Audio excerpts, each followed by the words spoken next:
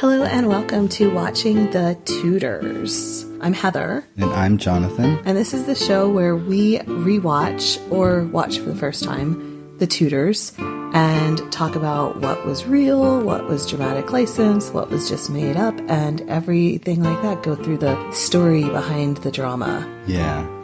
And I'm Heather, and I have another show, the Renaissance English History podcast, that I've had since 2009. And I thought it would be fun to go through and rewatch the show that I haven't seen in almost a decade and kind of like look back on it and stuff. And I'm Jonathan. I'm her husband, and I'm learning about history through a television show. The first 2 seasons of which I was somewhat interested in, but now we're in season 3, and I am all in. You are all in.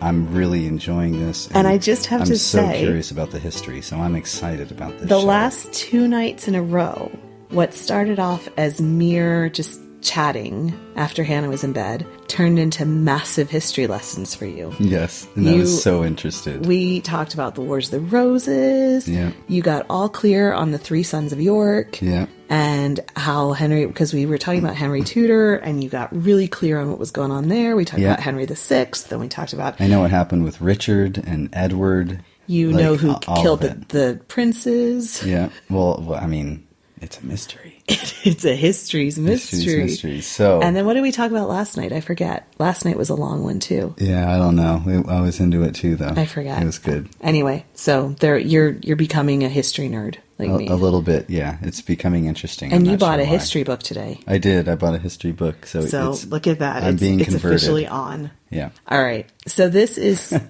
we're in season 3 now. We can leave the tears of Anne being beheaded. Yep. Although in the recap, the first 3 minutes of the episode, we had to see it all. The first 3 minutes were a little rough because it was like all the heartache of the past, 15 years in real life or something. Yeah, something like that. Yeah. Yeah. Well, 12 years. 12 years of no, 9 years. 9 years. So now we're in season 3. Henry's marrying Jane. It all seems okay. So that's a new day. It's a new day for Henry. Yep. So and he's got a new look. He does have a new look. So the way we work this is you ask me questions and we talk about it. The spoiler alert. We're going to talk about stuff from the show. So obviously now, if you haven't seen the show, watch it first if you want to. If you don't want to know what happens throughout the whole thing. And you're going to hear things about what happens in the future. Yeah, especially because I have some questions about what's going to happen. So we won't give everything away, but okay. I'm really curious, and at least a I'm not going to tell you what happens to Robert Ask. No, you don't have to tell me about that. Right. Okay. Oh, and if you want to learn more about us, you can go to watchingthetudors.com. Yep. There we have our show archive and everything like that. So interesting. So interesting. All right. So let's start. Let's get into it. All right. Charles Brandon. Kind of seems the Tudor bad boy. Kind of like after 2 seasons, some things are becoming clear. What? To me, at least. Okay. Is he like the only kind of level-headed person, like in the whole scene? I don't know. I mean, if you want to call him level-headed. I mean, in this show, he is. I don't know in real life, to be honest. What do you mean? You don't know if he was that level-headed, or you don't know if all the rest of them were that crazy? He was kind of an asshole to his wife. And he was, he was Henry's friend, and he was always Henry's friend. He kept his head. Yeah. So I don't know that he was but just compared to like every other character in the entire show, he seems like the only one that doesn't have like a giant plot. You're right. Like you're right. Most of. I think it was just like his loyalty was just to Henry. Yeah. Yeah. So he's just Henry's buddy, and that's what he is.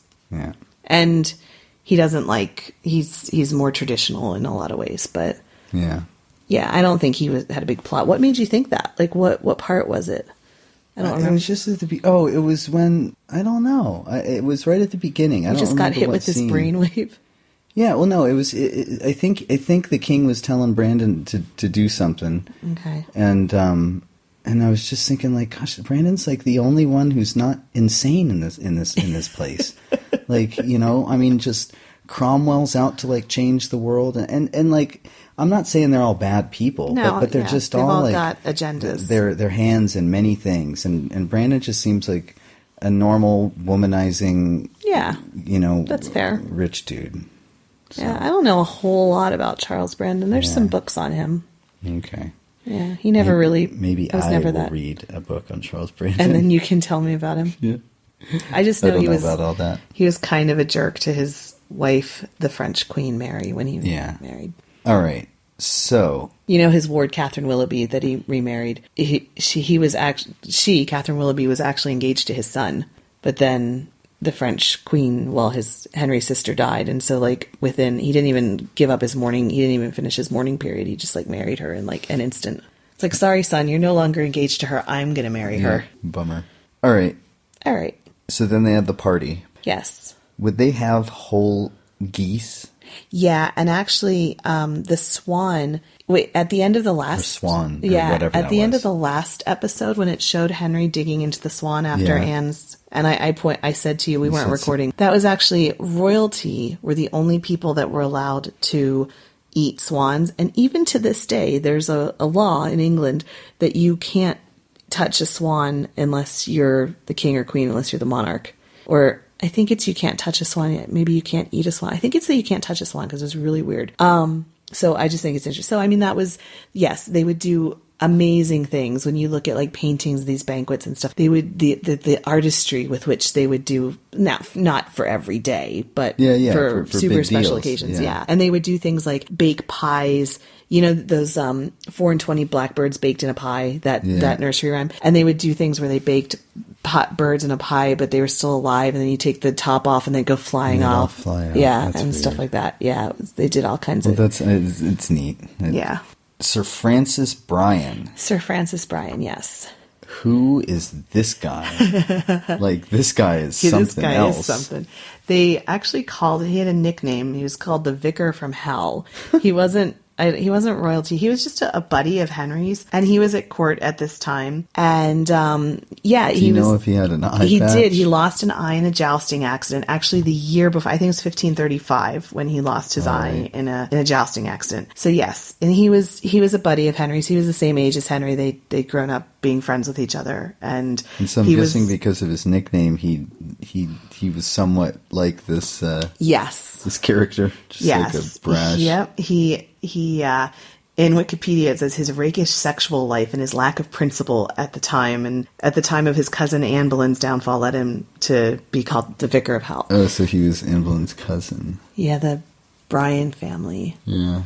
But and so it's interesting because I'm reading Alison Weir's book on Jane Seymour right now, and it has her showing up to court in 1527 or and Francis Bryan met her because he was also a cousin of the Seymours, because everybody was related to everybody. And anyway, her brother in the book said, don't get too close to him because he's very handsy with the women and stuff like that, and he had a reputation. Yeah. Yeah. Okay, so Ursula Middleton, is she a person? No, she's just all made up. She's just a character for fun. Yeah. With her pretty yellow outfit. Yeah.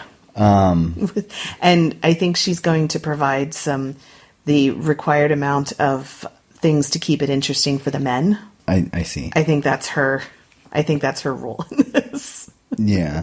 Was that the girl at the end of this who he was with? Yeah. Oh, that was that Ursula. Yeah. Oh, okay. Yeah. I see. Okay, so this is what I want to know, and I guess I don't know. Maybe you don't have to tell me or whatever. All right, give it to me. What's going to happen with this Reformation thing? Well, if you go to the Renaissance English History podcast and go to the October 2017, which was the 500th anniversary of the 95 Theses, there's actually magically a whole series on the Reformation in England of multiple episodes that give you the whole lowdown. There's a whole series. I did a whole series in October. It was Reformation Month. I remember you recording them. Yes. All right. So there are answers to those questions. All right. Cool. I'll tell you the very well, just in one sentence, very general. You don't have to get specific, right? But there's going to be.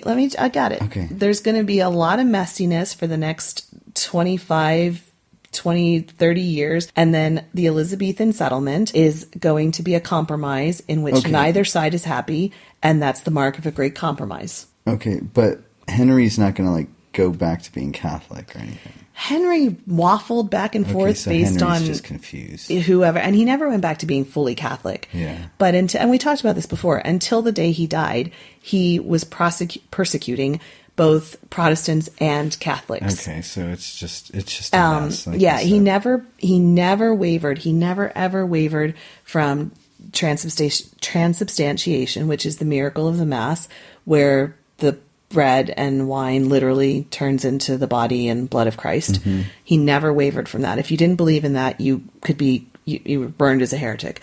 He at first wanted to have the Bible in English, but he kind of started to waffle around on that as well, based on kind of some things like that. And he always kept having the Mass in Latin. So some of the basic core things he did at first want to have the Bible in English, so I have to give him that. But some of the very basic core beliefs of Protestantism, which is salvation by faith alone, and he was always a Catholic at heart. Mm-hmm. Okay. And then I thought it was very interesting, like with the priest giving Jane the necklace of Catherine, and it just seems like there's like these interesting games going on between we're on your side, wink wink, and like the Chapuis saying all that stuff to Jane as well. And she was, people were very happy that she came. There was this sense that maybe England would be reconciled to Rome, and this whole thing with Anne was just a weird time. She we all really went had through. A spell on him, or whatever. And we could all just kind of wake up and get back to life and move on. And then Sawley Abbey, is that like a specific? Is that just one of many? So Sawley Abbey is in Lancashire, and Lancashire was the first uprising of the Pilgrimage of Grace. The Pilgrimage of Grace is this whole series of uprisings. It started in Lancashire. And so it was dissolved in 1536. Okay. So it's a real place. It's interesting because they have it like the ruins here. You can, it's all still in ruins. Something I read that I thought was really interesting, or I think I heard it on a documentary or something, that oftentimes they would burn the abbey but leave it in ruins and stuff like that, just as like this added FU to show the Reformation was winning. And I just think it's interesting because now we look at these ruins and we think like, oh, it's decayed over time. Like they actually would do that at the time too, have it look like ruins. Mm-hmm. To be like, yeah, look, we're in charge, and like your place is in ruins. Yeah. Nice. Yeah, nice. I'd be really upset if they like came in and burned down my church. Yeah. Yeah. No, I mean people were. Yeah, no, I know. I mean I'm agreeing with I don't know. It's just it's very interesting. We were talking a little bit about it, but I don't know. It's tough to put myself in that situation, but I'm pretty sure if I was like a member of a church and they came and like stole everything and then burned it down and then killed like the pastor and the other pastor, like I'd be really, really upset. And it's interesting. Like, and out of nowhere, it wasn't even like you knew anything was coming. And it's interesting too because now like to get to York from London is 2 hours on a fast train from King's Cross. At the time, York was like an entirely different country. They talk different, and like so the whole thing about in London itself and in the southeastern part of England, Protestantism was becoming more popular in part because of trade. It was taking hold in England in like the Netherlands and the Low Countries, and so there was more trade with these places like in Kent and Sussex and things like that. But up in Yorkshire and these northern counties, Northumberland and places up there, they didn't have that same kind of relationship with Protestantism. And because they were so far from London, a lot of the government services, a lot of, we're going to see in one of the later seasons, it's actually one of the most moving scenes at all that I still remember from watching this the first time, when the king goes on progress to Yorkshire. And, people come out to see the king because they never see, in London, the palaces are there and, everything is there. And I think that there was this sense of like, who are these people from London coming up here? And it reminds me of today with people like in the United States in the middle of the country saying, who are these coastal elites trying to tell us how to live our lives? And I think there was a lot of that then. Like these people here, these priests, they're the ones who were in touch with. We don't know Cromwell. Who is this Cromwell? Yeah, he doesn't know what's good for us. He doesn't even know what's going on here. Yeah, like that's great. He's in London running this stuff. He's never been here in his life. Yeah, he has no idea what our lives are like. Why does he get to say what happens to our Abbey? Abbey? To take everything and kill everyone and burn everything down. Yeah, well, they didn't kill everybody. I just want to be clear about that. He wasn't killing kill everyone. Well, they weren't killing monks. Oh, okay. So in general, the monks were given pensions, or they were found civil jobs. Like a lot of them had training in the law or something like that too, so they could find they found them jobs. Something else. Yeah. Kind of like the guy, what's his name? Robert Ask? Was he a preacher? Or? No, he was just gentry. Probably he was like a legal kind of representative. That was almost my next question, was about him. Okay. Well, let me just ask my other ones first. So the guy was talking about, I don't know who the guy is, but the guy who came in to give the report to Cromwell. And he was talking about all the lands they had, like, we have £1 million pounds or millions or whatever. Yeah. So they were taking like all the land as well. Yeah, so he took all the land, and the church was the biggest landowner in England at the time. Before that, yeah. And so he took all the land, and then Henry sold it to the nobility, so people could buy it at a cheaper price. And it's interesting because even when Mary tried to reunite England to the Pope, she never tried to alter that part of it. She still said that the people who had bought land during her father's reign could keep it, because it was a really popular thing to buy all this land, and people didn't like the church having all of that land. And the church was its own separate institution in so many ways. There were different legal courts. So if you were a priest and you killed somebody, you were tried in a church court. And there was a different educational system. It was in many ways, it was like a parallel universe, and they didn't pay taxes, and because they paid their taxes to the Pope, and it was almost like this little fiefdom that the Pope had in England, and I think that was where a lot of the resentment from the nobility came from too, those who were resentful, because there was these people, oftentimes the clergy were very corrupt, and they were doing things that were, they would get away with murder or whatever and be tried in church courts, and there was nothing that the local landowner could do about it. And so, being able to take that land and put it then under the jurisdiction of the civil authority was kind of a big deal. Yeah. So, yeah.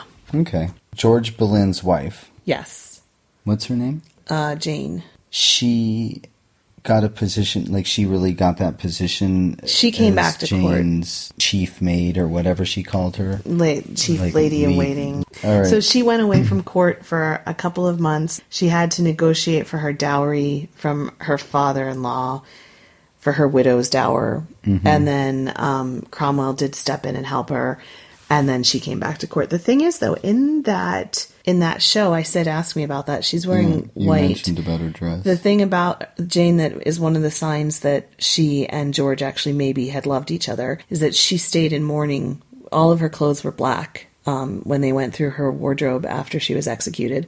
Like the rest of her life. The rest of her life. Just wore black. She just wore black. And, it's quite a statement to be making, considering that, here we have this king who's happy with his new bride, and George had been executed as a traitor, and his wife is still wearing mourning for him. So a lot of people have. And she supposedly didn't love him, and right. If you really didn't love, would she have really for the rest? Yeah. Yeah. I mean, that's a long time to just, if you're trying to prove it to someone or something. I mean. Yeah, exactly. And then Jane wanted to be nice to Mary. Yes. And that did not go very well, or at least at first, but then it did. Yeah. It was just interesting. What was that? I mean, was that just showing his mixed feelings, or is that how it went? Or do we know? No, I mean, so Mary wrote a letter. She had Cromwell deliver it after the death of Anne. And she said, hang on, I have a copy of it. To who? To Henry. And she said, most humbly prostrate before the feet of your most excellent majesty, your most humble, so faithful and obedient subject, who has so extremely offended your most gracious highness, that my heavy and fearful heart dare not presume to call you father, deserving of nothing but from your majesty, save that the kindness of your most blessed nature does surmount all evils, offenses, and trespasses, and is ever merciful and ready to accept the penitent calling for grace at any fitting time, right? And then she said, that Cromwell had written her letters, and she acknowledged that she has offended him, and she submits to his just and virtuous laws. And she writes really long sentences. Yeah. And she said she beseeches him to have grace and pity and compassion, and all of that. But yeah, she finally, and she had said that she wasn't going to sign anything stating herself as a bastard, but then she finally had to. And it really was like, he could have still put her to death because, So just a question, because I'm just amazed with this writing style. Was this like a thing back then, to write incredibly long sentences? I mean, I'm looking at the confession as well, which she wouldn't have drafted herself. Yeah. And both of them just have really... Yeah. Can I just read a sentence to show? I do recognize, accept, take, repute, and acknowledge the King's Highness to be supreme head on earth under Christ of the Church of England, and do utterly refuse the Bishop of Rome's pretended authority, power and jurisdiction within this realm, formerly usurped according to the laws and statutes made on that behalf, and by the king's true subjects humbly received, admitted, obeyed, kept, and observed. That's all. That's an amazing sentence. So anyways, thank you for letting me read that. Yeah, no problem. I can't believe they made her sign that. It's just so horrible to have to renounce. I mean, whatever, it is what it is. But I really think Henry didn't have much of a choice at that point. The precedent that it would set if he didn't. Okay, Paul Salisbury, is that his name? That bishop guy. Oh, Reginald Pole. And his mother is the Countess of Salisbury. Okay. Yeah. Ooh, okay. He said, I know who you are, yes. really. Yeah. Well, I'll tell you what. So, remember how we were talking about the Edward IV and his two brothers, Richard, and there was another one in there who was executed, the Duke of Clarence. The middle one, the Duke of Clarence, had two children, Edward and Margaret. So they would have been Edward IV's niece and nephew on the other side, right? And Edward was killed during the reign of Henry VII because there were some pretenders pretending to be him, and he was worried about, somebody saying that he had a better claim to the throne. Margaret was never killed. Margaret is now an old woman. She is Margaret Pole now, and she was the niece of Edward IV. She was also then the cousin of Elizabeth of York, Henry's mother, and her son became a cardinal. Now, Henry VIII had actually paid for her son's education. Margaret Pole, interesting, was the only woman in England to have a title like that, to be a countess in her own right. It wasn't dependent on her husband. She got caught up, and maybe, I think we're probably going to see this. She got caught up with her sons were idiots and plotted, and all of that. She wound up being executed. And from what they say, I'm not sure how much truth there is to it, but it was a fairly grisly execution. And she was 70 something at this point, and she's running around saying, I'm no traitor. And the henchman is chasing her and hacking at her and shit. It was really nasty. So that's what we're seeing here, is the start of her son. I see. He's being introduced. And he says, I know who you really are. And and he starts plotting and all of that. And it's really a bad scene. He really shouldn't have done it. And especially Henry VIII paid for his education. He should have had a little bit of gratitude. And but also he believed he believed what he believed. So, but he was really stupid, and he got his mother executed for it. And then now Elizabeth doesn't even get new clothes. It's okay, Mary, sign this thing, denounce your mother, go against everything. I know. And Elizabeth doesn't even I'm not even going to buy her new clothes. I'm the king. I mean, it's not like he's hurting for cash. I know. That's rough, dude. Yeah, there was a period there where she didn't get new clothes. It got worked out, but yes, it must have been really hard for her, especially she was only 3 years old. She didn't know what was going on. And so, yes. And they showed Jane Seymour selling her jewel, or saying, take this, and blah blah blah. Jane Seymour actually didn't really care for Elizabeth like that. That's like one of the kind of myths. There's this whole myth of Jane Seymour as being this Like just super caring caring for everyone in the world. Yeah, She didn't really care for Elizabeth. she never really did much to help Elizabeth at all. The first wife to really help Elizabeth was his last one, Catherine Parr, and she became Elizabeth's guardian afterwards and all of that. But I mean the other ones weren't around long enough to have much involvement in her, and so she didn't really help her that much. Nice. And then he mentioned that they postponed the coronation because of plague. Yes. Did they really postpone the coronation? And it was because of plague, like in the city. Yeah. It was just an outbreak or whatever. They were regular. And that wasn't like the big, like the Black Death. Is that like another century or something? Yeah, that's like 200 years before this. Okay, cool. Like that's kind of what I thought in my head. So good thinking. Was that like the 1200s or something? 1300s. Okay, yeah. Kind of close. It's so funny, in modern times, 50 years is like really long time, and 200 years is like, you wouldn't confuse 1720 from 1920. Yeah. But in history, it's like, I'm within a couple hundred years, at least in my head. Yeah, right. Maybe not to a historian, but my head is like, oh, that's close. It's all, for sure. Yeah, no, but that was the thing, like it brought plague and then it just kept coming back, and in the summer it would come back and make appearances. Like maybe 30 people would die? No, hundreds, thousands. Oh God. Okay, so it was just always It was just always a thing, yeah. Okay. And I mean, some years were worse than others, some years were really, really bad, and the people would try to leave the cities would try to leave London. And was it rats? I mean, like the whole... Yeah, it was the fleas. But the fleas from the rats. Yeah. And it was like the whole time. I mean, that's pretty much what... You get, if they would have gotten rid of the rats, like... And that's why it was such a bad... They thought it was related to cats, and they killed cats. They killed the cats, and they would have killed the rats. They would have exactly. So it got even worse then. Dude, don't kill stop cats. Killing cats. I know, right? Cats never did nothing to anyone. I really like the contrast where they were contrasting Cromwell being knighted or whatever, and the Robert Aske guy raising his army. Yes. Oh. You liked that? Yeah, I like that. Like this, I'm into this. This is for the guys. All this war and like soldiers and weapons and yelling and a lot of grunting. A lot of people going, oh, yeah. So yeah. I'm like that. I'm way into it. That's funny. So then Cromwell was granted or whatever, bestowed Lord Privy Seal. Yes. And I asked a little before, but can you please recap for people who don't know? Oh, well, what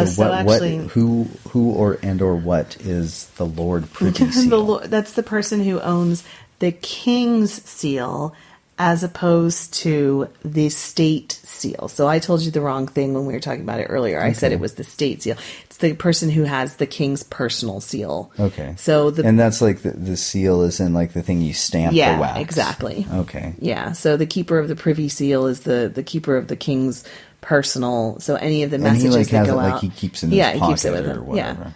Yeah. Well, it's big, but yeah. And there's, other times when people had lost the Privy Seal or, lost the Great Seal because they were getting demoted, like they actually would go and retrieve it and stuff. Because literally it meant you could put out proclamations in the King's name if you had that, So if you wanted to do a rebellion or anything, you had to, it was a position of great trust. Oh, so it's a big deal that he got given that. Yes. Do you think he was scared as soon as he was given that? No, I think he was stoked. Like that, he was really happy. Yeah. Yeah. He was I'm gonna get rid of some more monasteries here. And then it was interesting seeing Henry then meet Mary. Yes. And he gave her money. Yes. And said, "Ask me for anything else if you need me." Mm-hmm. Just he's confused. Well, I think he was really glad to be back with her. He had always loved Mary. He had always loved her. And I think it was hard for him to balance this position of the monarch, and he literally has a subject in rebellion against him. And the things that he let her get away with, you know, she was rebelling against the king. Who? Mary. Okay. You know, and Catherine, and for years, and I mean, I guess, yes, I mean, they were going against what he was saying. I mean, in my head, I get, it's like, I'm not going against the king, I'm going against his fake wife. I mean, kind of like, you know, these rebellion guys aren't necessarily going against the king, they're going against Cromwell, but I get it. It's still, because it's the king's people, is still going against the king. Yeah. It's just so, I mean, it's strange to me, because it's like, they're not rebelling against the king. Like, they love the king. Yeah. They just want this Anne chick to get her hands off you. Or... Yeah, but, you know, and Henry was very lenient with her. Okay. And sorry. He did love her and was glad to be back with her. It's nice to see them being nice to each other. Yes. So I like that. Okay, so with the rebellion, then come the reports of the rebellions. Like, they were really, like, hanging and beating, like... Yeah. Like, members of the... whoever... The Cromwell's men. People. Yeah. Wow. Yeah. And, man, Cromwell is messed up. Like, just... Because then the king, you know, hears about this, and he's like, how did you not know about this? Like, you're supposed to know everything. And, you know, you told me that people were happy. Like, what? I mean, I wrote down, like, what was he thinking? And, I mean, what was it? What was Cromwell thinking? Yeah. He was in a bubble. He was in a Facebook bubble. He literally, like, believed it? Or I think he probably did. He was... Like, he thought, oh, this is a good thing for people, and we'll do it, and... You know, and he thought, like, once people see that if you count up all of the places that say they have a portion of the true cross, it would be taller than a building, then they'll know. Understand, and they'll and say, once they like... see that, like, this box, and that's the why thing I he showed with the eyeballs. And that's why I said that, like, Cromwell... His big mistake was not using the money for schools and hospitals and stuff. Not taking the money out of the churches and then putting it into the community. Because if he would have said to people, look, this is all the money that you've been giving for pieces of the true cross and blood, that it's actually like it's a cow blood or something, you know, like, here, we're going to actually take this money and build you a school and build you your hospital and whatever, I think people would have been much more supportive of him, but he didn't. Instead, he just took it all, he burned it down, and did not kill anyone like I previously thought. Right. Okay. Yeah. And that's just, yeah. And taking away the holidays and all of that. And then, like, taxes go up too. And so, but I do think that he didn't realize that it was... He didn't realize how bad of a scene it was. Yeah, he was just in his own bubble of what's it called? When people give you back exactly what... A bubble. It's called being in a bubble. Yeah, that's something. And then did Henry really put out that decree that he was reading to Cromwell? And was that, do you know, is that word for word what he I don't know exactly, reading? But he put out a general pardon for people if they would go back and, you know, disperse, that they would be pardoned. And I'm really impressed with the size of the army they have. It was 40,000 people. So just like a little tiny bit of a geography lesson. These people, they were in where? Yorkshire, Lancashire. Lancashire, I think. And they were saying they were going to march to Lincoln. Yeah. And then to York. Where are these places? Well, these are more north than London? Yeah, it's like the Midlands and North. Yorkshire is, like I said, it's 2 hours on a fast train. It's a couple 100 miles to the north. Okay. And Lancashire isn't quite as north. And then Henry was recounting his time when the rebellion was outside of the gate, the yes. walls. That was when, we talked about that in our thing on Tudor rebellions, when Henry wanted money to make war against Scotland, and Cornwall's all like, Henry the Seventh. Yeah, and Cornwall's all like, we don't want to pay our taxes to go up there, and so they like had a rebellion. And Henry, yeah. Okay, and so And that's Henry all was true. 35, and Yep. and then Brandon. Do you think he was happy or not so happy to be the leader of this army? Well, he wasn't. It was the Duke of Norfolk. Oh, so that wasn't Yeah, real. that's incorrect. Okay, and is that Norfolk from that Anne we Boleyn, know from before? Mm-hmm. Anne Boleyn's uncle and that guy. Okay. Yeah. Yeah. I don't know how to read the comments. My comments from the end. Okay. Just his leg is really messed up. Yeah, it is. It's not good. No. The king's really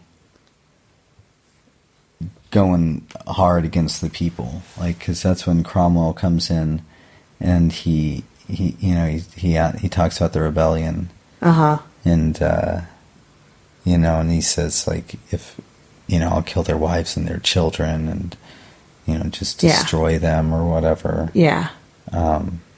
He's just really like, what's up, like. What's up with that? I mean, well, I don't know. It just seems like he's like angry about something else. Well, there's a lot of people who believe that this year 1536 was the year that he became the tyrant that we know him to be. Okay, and that a lot of that came from his the people that know him. Yeah. I don't. Yeah, the historians and stuff. I know he had a lot of wives. Yeah, the historians and stuff. And, we also talked about that leg injury and the medical side of that. Not only just that he was in constant pain and that would go on for the rest of his life, but that they treated it by putting lead poultices and stuff on it, which he basically was getting, like, essentially, like, lead poisoning and stuff. Lead poisoning, like, makes you crazy, It right? does, yeah. Yeah. And, it's a thing nowadays that we would just basically do antibiotics for, and it would clear up. But, it never went away. They didn't have antibiotics. That. Exactly. They just did crazy crap, like burn it, like, and that was the other bleed thing. him. Yeah, I mean, that was the thing. For the rest of his life, he was getting bled regularly. He was getting leeches put on him, all that crazy. The physical side of it is the whatever was happening to him with the injury aside, those side effects of being bled regularly, the leeches, the cutting it open, and it was constantly opening back up. It would heal for a little bit, and then it would open back up. And it's amazing he lived. No, I know, it really is. And just having to do that and of course, as the king, you can't be like just complaining. And also, it was such a hard thing. I'd be pissed off too. It's like rebel. Like, I ain't got time for this mess. Yeah. Like, just kill everyone. Just kill everybody. No, for sure. Chop off my damn leg, like, while you're at it. Exactly. Gosh. Yeah, and so that there are a lot of people who say that that's kind of might have been going on, and this is the time. This is the time when it all shifted. When it all happened. Yeah. And then right at the end he says, and then I'm gonna get you, like. Yeah. To Cromwell. What a mess. Like, if I were Cromwell, I would flee at this point. Dude, because, the other people want to kill you. It's not, like, I was going to say, if he quashed the rebellion, but they want his head. Like, they want to kill him. Yeah. Like, it's not like, okay, hey, guys, here's all your stuff back. It's like, no, dude, it's too late for that. Yeah. And the king, the king's going to have to, kill all those people because he messed up.